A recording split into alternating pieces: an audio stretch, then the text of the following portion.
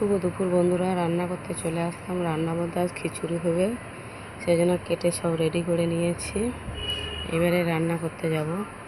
এখানে গাজর রয়েছে, বরবটি রয়েছে, আলু রয়েছে, বৈতাল রয়েছে, ফুলকপি রয়েছে, টমেটো রয়েছে, পেঁয়াজ রয়েছে, কাঁচা লঙ্কা রয়েছে, রসুন রয়েছে, আদা রয়েছে, শাক আলু রয়েছে, এর বিম রয়েছে, বাঁধাকপি রয়েছে,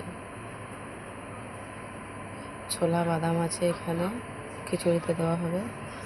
মাংস রয়েছে, মুসুরির ডাল, মুগ ডাল।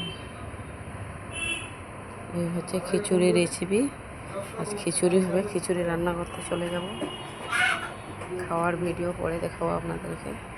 এখন রান্না করতে যাব, সেটা আপনাদেরকে দেখাচ্ছি।